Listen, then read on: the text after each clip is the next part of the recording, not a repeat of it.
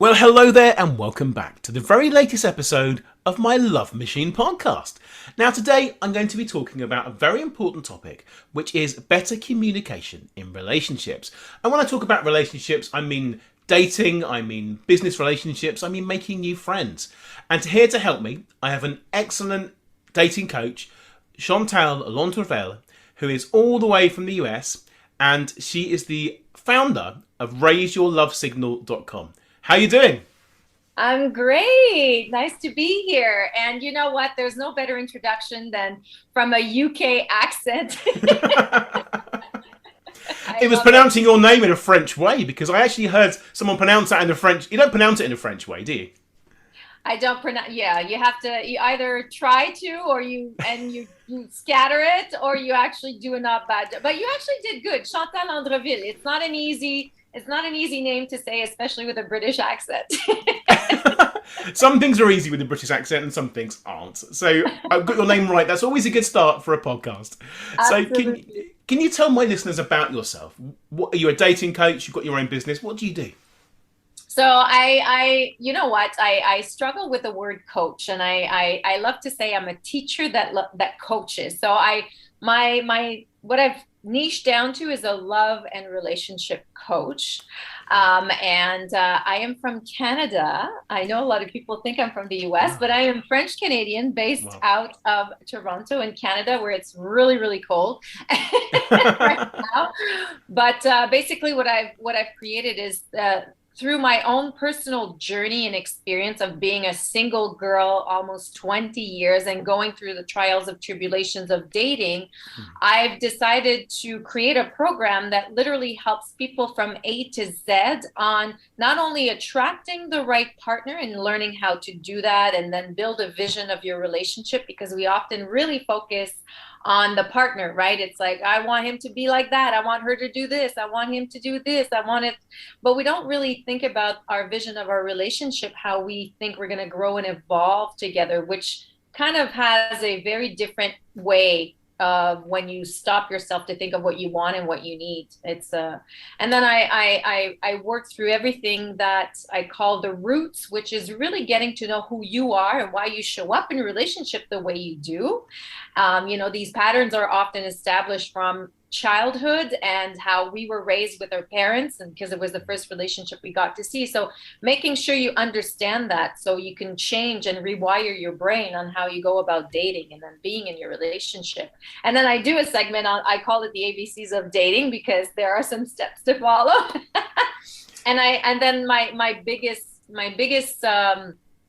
love lesson that I call is teaching people how to be in relationship, because it's one thing to attract the right partner, but we've never been taught on how to be in relationship. And when we talk about communication, this is a huge, huge pillar that we've never been taught. And my ultimate goal, James, is to eventually build a curriculum that would be taught to kids in school that will teach them the elements of all the social skills, so emotional intelligence, communication, and I mean even sexuality, but not from a penis or vagina perspective, but more about body self-awareness and not being shamed about who you are and really owning your person as a person, because that often happens when we grow as teens, right? Or just like you get insecure and you're trying to kind of fit in. And so I think we would all do better growing into adults if we were taught these things at a younger age. I find that quite incredible because I did a podcast earlier today and I was saying exactly the same thing. That I think this should be taught in schools. I wish my kids were going to be taught how to have better relationships in general. Not just Mm-hmm. dating, but how to have better business relationships, make new friends, and learn the social skills that you don't get taught at school. So we're on the same page there. We're quite aligned, which is good. Good. Someone's got to do this. Someone's got to get some funding and go out there and go around the schools and teach this because it's needed, isn't it? It's absolutely needed, especially in today's world, and especially on how kids are being raised to, there's never been a better way to be connected, but there's Yeah. never been people more disconnected. So I think that, especially through COVID, uh, things have to change. You can't do what we've been doing for the last 20, 40 years. It's just like we live in a fast-paced world. Kids are like learning so much more quicker because they're like condensed with so much information through these super phones and computers. So I Gadgets. totally agree. Yeah. We might end up working much more closer, James. Well, I think you're right. Kids at school, they interact by phones, don't they? They don't ring Yeah. their friends up and have a conversation. Old school, they will just text. I mean, it goes on to adulthood. They are dating and they go on the dating apps. They're not having a conversation. They will text to it on WhatsApp to arrange the date. And when they go face to face and meet people, they've got no idea how to interact, do they? Absolutely. I totally agree. I mean, my boyfriend has a 13-year-old daughter, and she was just here this weekend, and that's all they do. And then they're just like chatting, and she has her head down, and I'm like, what about like getting together? And you're right. I think that later in life will create social anxiety to a whole different level, because in the workforce, it's you and I know, we've been around the block already. It's that's not the way it happens.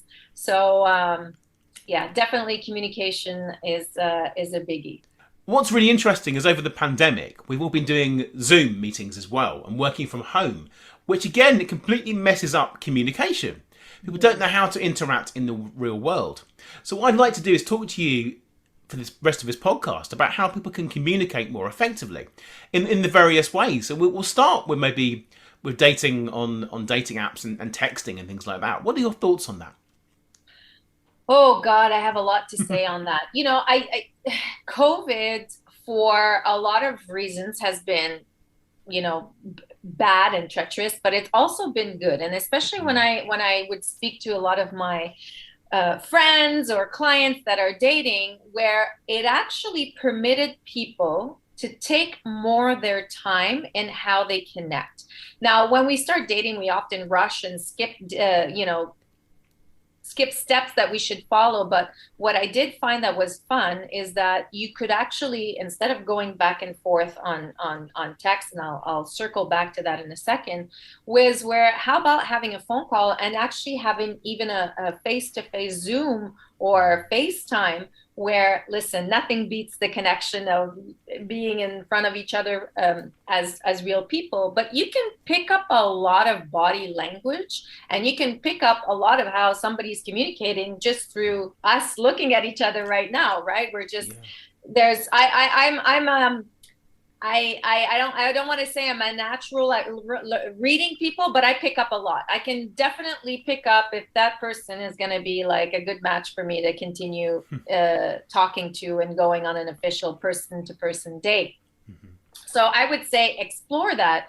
And I would say that, the other thing that people do, they tend to drag out the messaging. And we both know there's so much room for misinterpretation in text message, because people just communicate different ways. And I'll give you a great example. When I first met my boyfriend and we were dating, when we would connect together in person, the communication that we had between two people was amazing. He was such a great communicator, very warm. And as soon as we'd start texting, it was like night and day, dry, small words. And I remember feeling frustrated. And I remember telling myself, what the hell is this guy like? And I started questioning our relationship together as we were getting to know each other, to, instead of saying, you know what, and this is when we talk about communication, this is a great tip, is that if that doesn't work for you, say so. And this was a tip that I received from a girlfriend of mine that said, why don't you just ask him to call you instead of texting? And, problem solved, which I ended up doing. It was simple as that. Is like, you know what, I'm old school. Okay, I'm in my late 40s. I'm not going to give my official age, but I'm like, I'm old school. I would really appreciate when we connect, unless it's for like a quick, okay, meet there at this time or whatever, if we can talk over the phone. And he immediately said, yeah, absolutely. I actually prefer talking on the phone as well. So we actually solved something. And I didn't have to go into details saying, you're answering like this, it makes me feel like that. It was just about finding the solution. Yeah. And from that moment on, I mean, we're 4 years in, and here you go. That's such great advice. I told a client exactly the same thing today. Another little bit of alignment there. I said to her, she was complaining that the guy that she's seeing, or guys in general, all they ever want to do is just text her all day long. How's your day going? What are you up to? What are you doing tomorrow? Boring, boring text. I said to her, well, look, have you told them you want to speak on the phone? And she said, well, not really. I don't know what to say. I said, the trouble is you're learning new patterns of behaviour when you start to date somebody. They think you're okay with that. They think you're happy with just having the text. Tell them if there's a problem, communication, raise it early on. It's a lot easier to solve the problem, as you discovered yourself, early on than to wait 3 months or 3 years down the line and say, why did you never call me? James, you're so right. And this is advice that I give too. It's like, learn to say what you want and need from the beginning, especially as a woman to a man, because men are not complicated. Women, we're complicated, we're emotional. We just like, men just need to know where they stand. And because they're fixers, they're like, okay, this is what she needs. This is what she wants. Perfect. If a guy is into you and wants to be with you, he will actually deliver. If he doesn't, then this is a really great way to get clear and not waste time for months. So yes, you gave your client excellent advice. It's important though, because men aren't mind readers. They don't know what you want. They assume that all is okay. The communication issue is pretty much simple. If you've got a problem, raise it. But I suppose that's something else to discuss, really, talking to guys, because the way that guys handle these situations is different to women. Because men don't want to be nagged, do they? No, and I say this, I call it the nagging bitch syndrome. Apologies for but it's like women tend to, as soon as you use the tone where you start nagging, men just to have this way of blocking their ears and not hearing anything. So the way you share things, the way you express things, you really have to pay attention and be careful. And my recommendation is always about, you didn't do this, you didn't do that. It's use it from, it makes me feel like this, like that. I'm just uncomfortable. Talk it from your perspective, because you don't want to blame someone. And, when we talk about communication, one of the things that we tend to do, well, two, is assumptions and create expectations. We assume that the person should be thinking like this, should know, as you just said, what I'm thinking in my head. And we're such different human, unique beings. So how I was raised, how I was taught to, process this, understand that versus you is very, very different. So the number one thing that I say, stop making assumptions that somebody should be, oh yeah, but no, he should know that. Or he should. I always say, should. No. Unless you take the time to share what you want, what you need, don't make assumptions that somebody will guess what the hell is going on in your head. So you need to step up as a person, rule number one, and really say what you want and what you need. And if that person cares for you, then you figure out how do we go about this? How can I make sure that I can deliver what you want and need? How about more difficult conversations when there's a bigger problem and you want to speak to your partner about this and they're not open to it? They know that it's going to be a big argument if you have this conversation, or they're going to get defensive. How do you handle that situation? Do you plan it in advance? What do you do? I always say, make sure if you're having tough discussions that it's not following an argument. It's not when you're in the heat of the moment. It's about, maybe it's having a date and then kind of like bringing up the subject where you don't have to feel that the person's already defensive about what you're going to talk about. And again, speaking from a feeling perspective versus blaming the other. And this is what often happens in relationship. We tend to just want to blame the other and not take ownership of our own stuff as well. Hence why it's important, as soon as you start dating, and especially somebody new, express yourself, say your wants and needs. Because when I work with couples that have been together in relationship for 10, 15, 20 years, and they've had this pattern where all of a sudden you're trying to change and teach what we're talking about, it's much harder. So if you want to succeed in your relationship, when you start, the first thing is to learn to have communication from the beginning.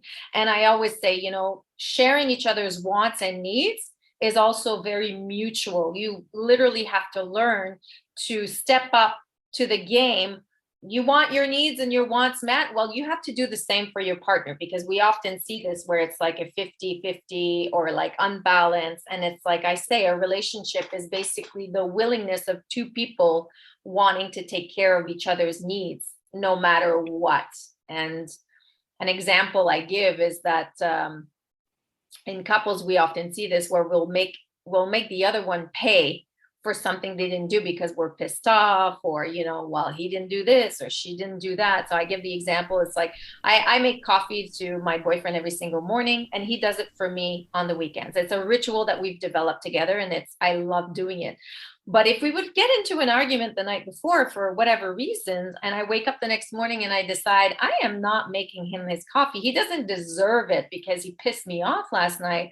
Well, you're going about your relationship in a really wrong way. This is something you're not stepping up properly for what is right for the relationship. You're just getting caught up in your own ego of wanting what you want, why you didn't get what you want the way you wanted it. So it's like, this is a ritual that we have together, that we've developed together. I'm going to still do it.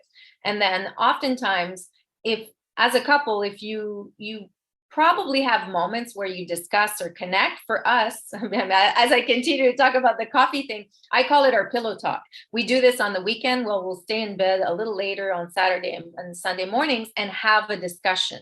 And we'll talk about everything and anything. And when issues surface, this is where we often actually end up having them, where there's our defenses are both like off. We're relaxed. We're not stressed. We know it's our connection time. So that's a really, really great way where I personally will come up with some issues that we're dealing with. And again, really, really be careful on not attacking, but talking about your feelings. I guess it's the best way to start. And don't get defensive when your partner gets defensive. It's really important to just acknowledge, listen. What can I do? And this is a question that what can I do to help fix this? What do you need me to do? So, but that goes both ways, right? So this is happening. I feel like this as a partner. Okay, so what's the solution for us? How can we find the solution? Because focusing on the problem will not get you anywhere. So state the problem, find the solution. I completely agree. You made me laugh a few times there, because as a dating coach, it doesn't mean you don't have your own issues with your partner. Things you've got to work hard on it. My wife and I don't argue very much. We're very lucky at that. But we do have little bickering matches, probably due to tiredness, having little kids and things like that. And what I find the best thing I can do is I take her serious, do what you said, take on board what she said, don't get too defensive, and then I diffuse it with humour normally. I can make her laugh. And one of these things, the other day I was sitting with her on the sofa, and I said to her, we always argue, we always bicker like a pop group. And she said, what do you mean? I said, well, when we start off, it's all the new stuff, the things that are on top of our minds, all the issues. And then we get onto our greatest hits. All the things we've mentioned before, getting back at each other, the little comments that we don't like about each other, and it carries on. I said, that's what happens, that's how we argue. I said, but we don't, and it made her laugh. And I said, ultimately, I'm going to make you laugh and I'm going to win the argument anyway. And she doesn't like that. So I think humour is important. What are your thoughts on humour in the right time in the situation? I think humor is 100,000% the key to success. I think if you can laugh it out on anything and everything, because you know what, life is already hard. It's already serious. We are already dealing with so much stuff. Laugh it out. And you're right. You what you describe, your wife Jeff and I have that same dynamic, and we will always laugh it out. And it just immediately disintegrates the bitterness or the tension that's happening. And oftentimes, I mean, as you just said, you often argue about, tidiness stuff, or it's the everyday routine life things that often hurt and kill relationships, right? It's just like, oh, you didn't put away the dishes, you didn't take out the garbage, or you never do this, you never do that. That's what happens. So we've come to we actually in our humor we found words. We call them our safe words when I like, for example, I'm a huge control freak and I'm really good at trying to tell him what to do all the time, as a lot of women do. So the word that came out, it's a French word, it's called germaine. And it's in French, if you actually translate it, it's like germaine, elle gère et elle mène. So I lead and I'm basically always telling you what to do. So That's my wife. so when I get that way, he will actually say, Jermaine is coming out. And that's my cue. That's my cue. I know, okay, calm down there, soldier. You're gonna take it back a notch and just are. And it worked. It's amazing because we communicated, we took the time to explain to each other. I took the time to explain because I know myself very well, but I explained to him what it was. And then he was like, we're going to figure out when I say this word, that means you need to back off. You're just like, you're beginning to be too much. So, oh, okay, perfect. So create those safe words where you can catch yourself and you're conscious of the behavior that is not servicing the situation.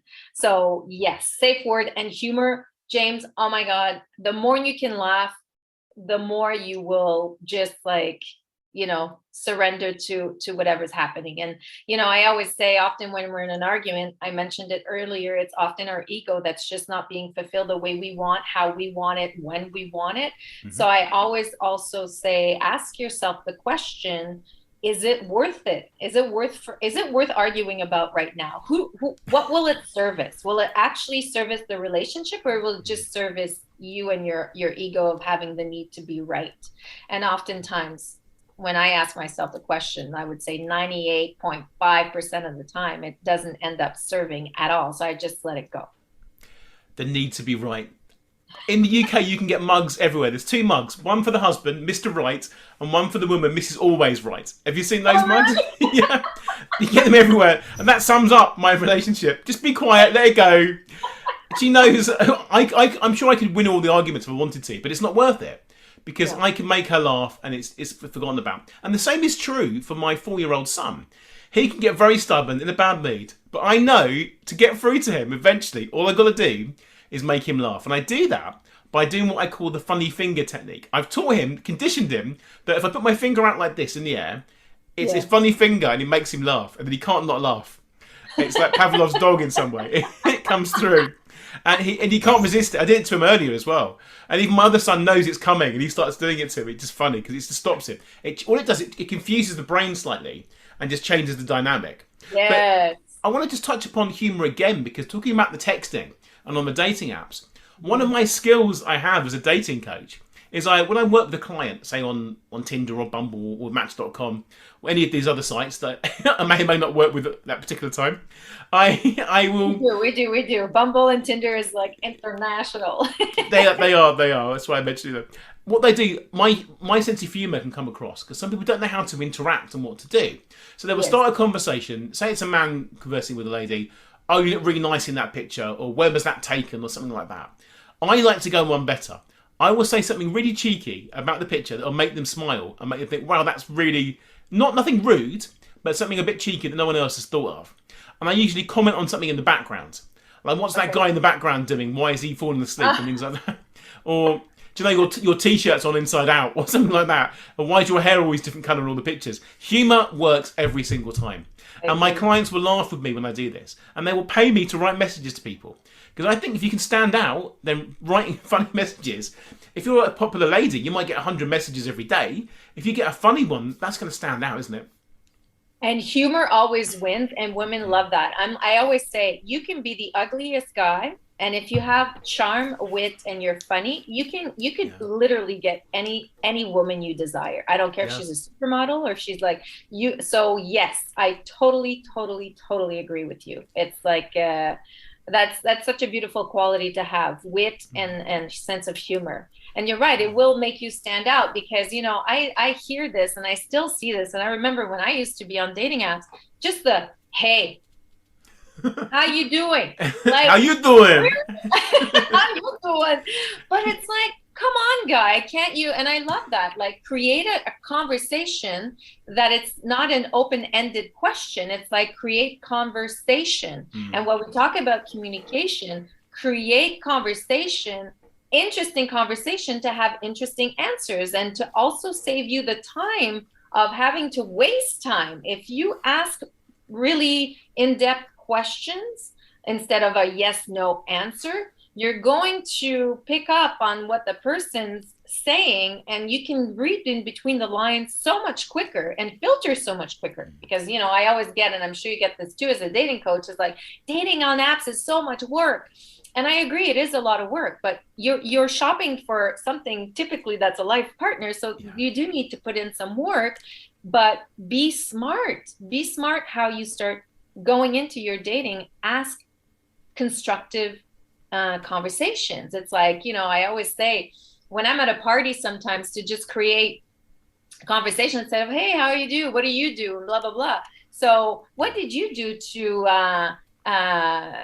create some of your dreams this year? People will look like at you like, what? They're taken off guard. They start thinking, and then they start talking. And when you start talking, you continue interacting, and it changes everything instead of just having a yes no conversation. It's like I completely agree. What I love is when I do a podcast for somebody else and they throw some random questions at me or do a Q&A or random things I've never been asked before. Because then it makes you think. And you're not just spurting out generic things you say to everybody. And yeah. even with my clients, I had a client today, everything I said, he wanted deeper answers and wanted me to go at different scenarios. And it really makes me think. And that pushes me as a coach. And any sort of conversation pushes you into being a better thinker, a better communicator. And it's all practice. But something else, what about communicating on a first date? Any advice on that? So when you're meeting in person for the Yeah, the first first date? time you've met someone. No, I do agree with you completely. If you're on the dating apps, get on the telephone, have a conversation, and get on with it. That's very important. But they've done that, and they're meeting on a first date for the first time. What Mm-hmm. can you do to make a really big impact on that person in terms of communication?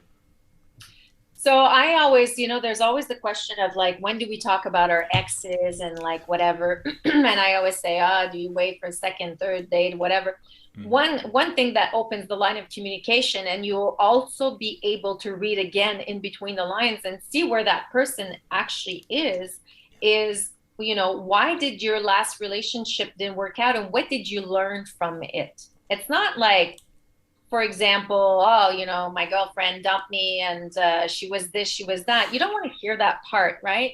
It's Mm. like, what did you learn from it? And that for me will really tell you a lot of a person if they've done some work, if they are actually aware of certain things. And again, creating meaningful conversation versus talking about, the birds and the bees of like, it's beautiful today. Yeah. So don't be afraid to ask deep questions, but there's a way of asking them. Mm. And then, I always say, be interested in the other person. And I don't know if you get this. I'd be curious to get your opinion on that. But I often hear from women. Women, we love to talk, right? We just have this interactive. And men often don't. They're not interested. They won't ask questions. So do you get that a lot, James, too? Is that like, I'm just wondering, is it a culture thing? Is it a guy thing? Yes, I do hear a lot of women that say, I went on a date with somebody and all he did was he just talked about himself. That's what I hear a Mm, lot of. I hear the other way around as well. What I find when it comes to talking to men, men like people that like them. So if yeah. you flatter them, pay attention to them, make them feel good, they'll want to spend more time with you. But of course, the perfect balance is an equal conversation, asking questions and answering them and getting to know each other. But I think in any first situation, I always tell my client, male or female, make the other person feel comfortable, make them Mm-hmm. feel good, show an interest in them, make them feel that they're the most amazing person you've met that week, that month, that year, and they'll come away feeling really, really good and they want to spend more time with you, giving you the opportunity to have more conversations further down the line. What are your I thoughts on agree. it? You agree? Okay. No, I actually agree with that because oftentimes, now here's the thing. I find that when we go on a date, we go into Mm. it with a lot of expectations, Yeah. especially for women. I'll speak from the woman's perspective. We go into the date thinking, is he the one? Could he be the one? Yeah. Oh, could he's a potential. Mm. So you're putting yourself already so much pressure, and not forget just about you. Poor guy that you're meeting in front of you is like already.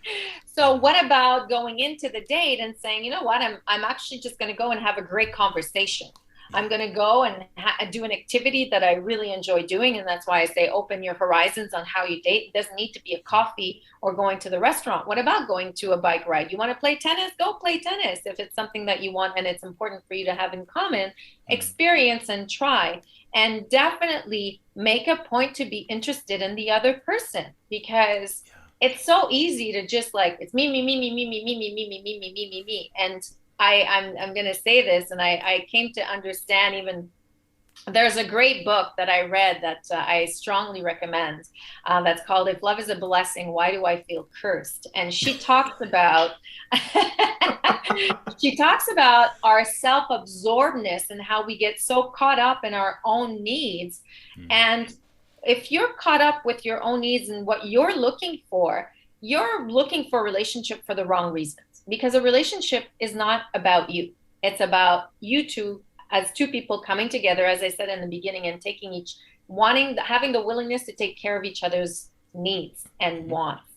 So mutually wanting to please one another. So I agree, definitely have interest. And I would reiterate again, ask questions that can have an outlook, uh, meaningful answers. So asking meaningful questions will actually have meaningful conversation, and hence quality conversation. Yeah. um, I would say that complimenting is always a plus. Who the hell doesn't want to be complimented? Mhm. And I would say also, don't be afraid to say thank you, and don't be afraid to say the truth if you guys don't connect after the first date. We often feel bad. It was like, okay, well, we will. How many times have you heard that when I was dating? Okay, well, it was great. Night, thank you. See you later. And then Yeah. silence, you're like ghost. Yeah. And there's something that's very mature in saying, you know what, I really enjoyed myself, but I don't think that this is for me. I don't, Yeah. the connection didn't happen to me. It doesn't need to be complicated, but don't be Mm. afraid to say the truth. I think the words that sums it all up in terms of what you're saying now and better communication is just about respect. That's it. Mm, Treating each person with respect and the way you'd like to be treated. And ultimately, I always say this at the end of my talks actually, always leave the person in better condition than when they found you. I That love way, that. you'll be memorable even if it's not a dating future.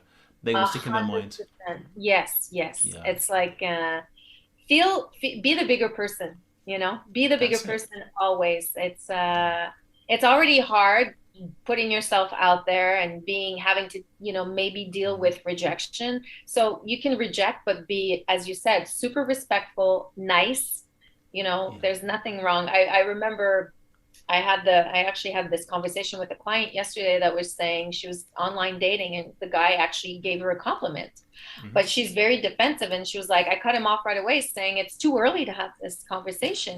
And I was like, why did you get triggered like that? Because I said, he didn't ask, or he didn't start to smooch you or have like, kind of a dirty talk thing. Mm. He actually gave you a compliment about being beautiful. Yeah. So au contraire, you should say, you know what? Thank you so much. I appreciate that. Mm. Thank you. It's why, as I find women, we get very defensive. We think right away, oh, what does he want from me? Is he trying to, go a little bit deeper, Yeah. quicker? And I'm like, there's nothing wrong with actually saying, accept compliments when they come and say thank you for them. Men don't get as many compliments in life as women do, interesting enough. So if a man gets a compliment, it means a lot more. Because I agree. women I, compliment men, women compliment women, but men don't compliment other men very much. Not in mm, those sort of ways. They might say you've done a good job, or I like the book that you've written. They wouldn't say mm, you're really handsome, or that's a really nice shirt, you're really nice in it. They wouldn't say these things. So I think if a woman, give a man a few compliments, and he'll remember you forever. And if you mean it to a woman, give her real compliments. Even the most gorgeous, attractive women still have their own doubts that they are attractive enough, because most men are too afraid to give them compliments. That's it. So you can stand out for the right reasons. Don't be afraid. Do what's in your heart. Be true to yourself. And this is the best way of any communication. Be real, be honest, be respectful. Use humour, and remember to use open discussion so you can stimulate your conversations and take them to the journey that you want it to go. Yeah. Thank you so much. I'm going to end the podcast there, because I know you're really busy and you've got to shoot off. But I want to keep talking to you, but I think we should end it there. So can you tell my listeners how they're going to find you on your website? Thank you, James. I appreciate that. So, my God, yeah, we could have, I'm like, oh my God, I could continue talking about communication. So we'll just do a take two, which is a good excuse to do it. We'll do this on YouTube next time. That's what I was saying to you off camera. Okay, awesome. So they can find me on my website, raiseyourlovesignal.com. And if you want to email me directly, it's yes@raiseyourlovesignal.com. I'm also on Instagram, which is the platform that I am active on. So it's my name, Chantal Landreville. And I am actually doing a free mastermind on communications at the end of the month on January 30th. So anybody that would like to register for it, just go shoot me an email at yes@raiseyourlovesignal.com. Fantastic. I better get this podcast out in time then. I know. So we'll discuss that in a second when I turn this microphone off. But thank you so much. It's been an absolute privilege to have you. You were a joy. We're so aligned with all these things, which is amazing. I know we're going to talk again and do more things together. So thank you so much. Have a great rest of the day. Bye for now. You too. Take care. Thank you so much for listening. I'd love to give you a free copy of my latest book, which you can download right now from my website, jamespriest.com. If you enjoyed this podcast, I'd really appreciate it if you could share the love by taking a few seconds to write a positive review on the iTunes store right now. See you next time.